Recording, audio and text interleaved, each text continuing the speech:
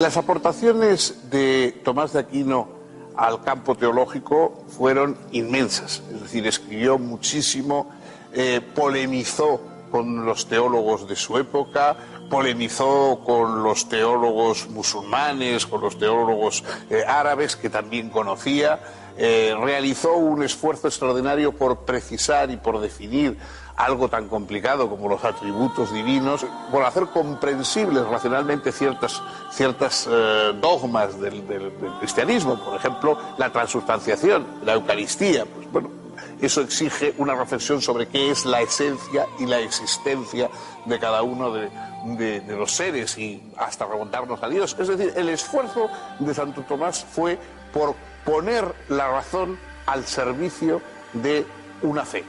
Claro, esto da que él partía de la base de que ya había llegado a la conclusión cuyo camino iba a recorrer. En un momento define la filosofía como ancilla theologiae, es decir, la filosofía es la criada de la teología y tiene que servirla y tiene que llevarle las cosas que la teología necesite. Esto es un poco algo que va en contra del espíritu filosófico tal como lo entendemos. La filosofía precisamente lo que se hace es preguntar dudas, preguntar cuestiones que no sabe a dónde van a llevar. Santo Tomás está ya en el conocimiento de allí donde quiere llegar y lo que hace es brindar caminos racionales, pero para que lleven a una situación, a una condición que él ya ha aceptado de antemano. Es, por supuesto, un serio, digamos, argumento en contra de su propósito filosófico, pero no cabe duda de que la honradez y la determinación con que lleva a cabo ese intento racional de llegar hasta lo que está más allá de la razón son verdaderamente dignos de reconocimiento y sobre todo en su momento fueron y chocaron con conservadurismos que se negaban siquiera a plantear el que la razón pudiera escalar grados hacia la majestad de la divinidad. Santo Tomás murió muy joven, camino en Rocaseca, camino de un concilio, y sorprende al ver la magnitud enorme de su obra constatar que solo vivió 49 años. La obra de Santo Tomás, que hoy, desde el punto de vista de los teólogos y de la Iglesia, es la piedra angular de todo lo que puede ser una filosofía cristiana, si es que este concepto de filosofía cristiana tiene algún sentido. Recuerdo a este propósito la broma de Borges que decía que esto era como hablar de equitación protestante, ¿no?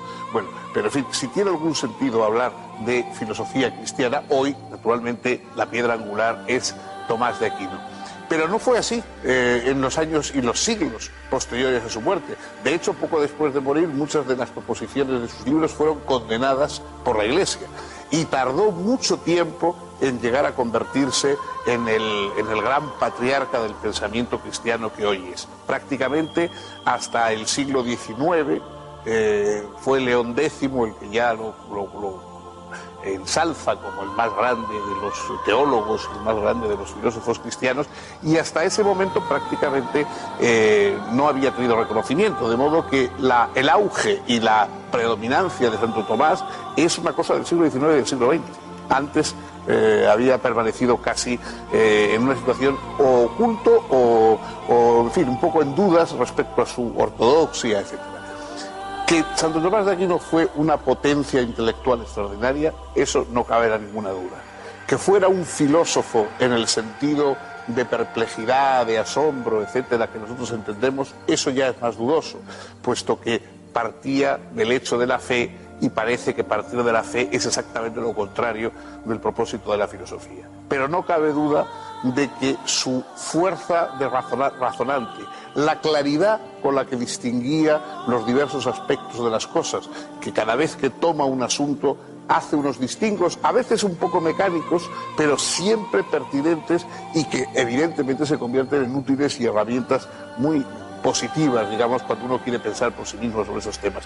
Todo eso hace que su figura, que hoy a quienes no somos de alguna manera de creencias cristianas nos puede resultar un poco lejana, nunca pueda dejar de ser considerada como lo que es, como uno de los grandes gigantes del pensamiento occidental, más bien en el campo de la teología que en el de la filosofía. Hemos llegado con esto al final de nuestro programa. Síganos, por favor, continuaremos el próximo día, otro pensador, otro mundo de problemas y otro mundo de perspectivas filosóficas.